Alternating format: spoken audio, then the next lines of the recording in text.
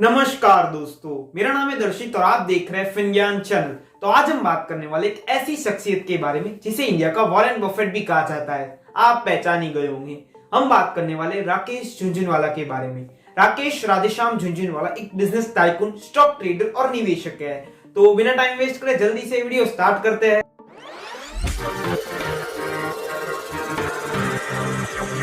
तो चलिए अब बात करते हैं उनके जीवन के बारे में। किस तरह 1985 में महज 5,000 रुपए से उन्होंने शुरुआत की और आज उनकी कुल संपत्ति 43,000 करोड़ है।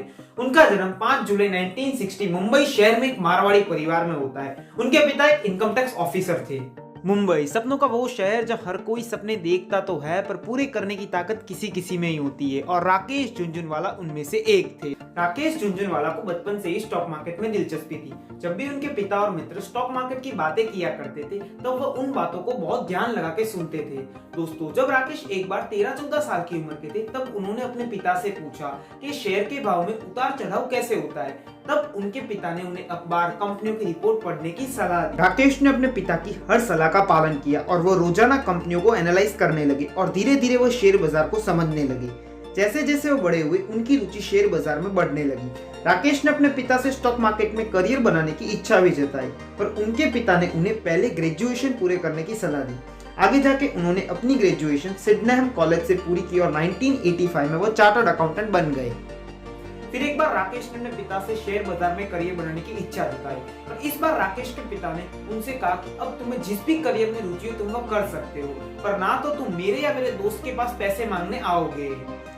1985 का साल था जब राकेश ने स्टॉक मार्केट में एंट्री की महज 5,000 रुपए के साथ। तब सेंसेक्स 150 अंक पे था।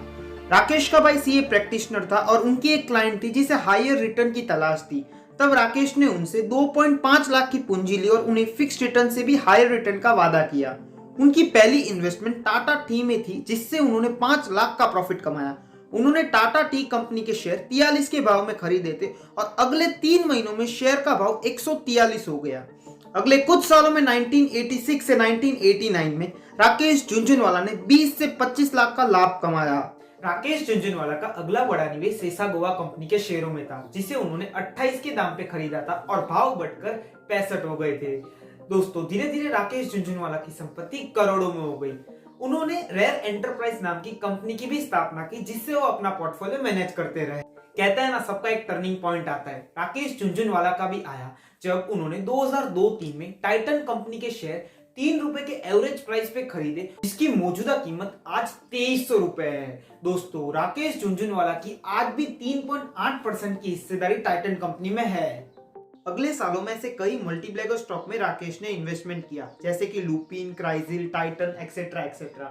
ऐसी बात नहीं कि राकेश का सफर हर समय ऊंचाइयों भरा रहा, उन्हें कई बार नुकसानियों का भी सामना करना पड़ा।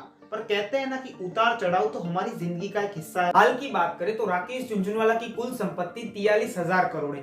सितंबर 2021 के एक रिपोर्ट के अनुसार उनके पोर्टफोलियो में नजरा technologies, Titan, CRISIL, Tata Motors, Fortis healthcare इत्यादि कंपनियों के शेयर शामिल है। वह स्टॉक ट्रेडर के साथ साथ एक फिल्म प्रोड्यूसर भी है और कुछ कंपनियों में बोर्ड ऑफ डायरेक्टर की पोजीशन भी होल्ड करते हैं। तो चलिए अब कुछ निवेश की टिप्स भी ले ली जाए। सबसे पहली टिप है लॉन्ग टर्म इन्वेस्टमेंट।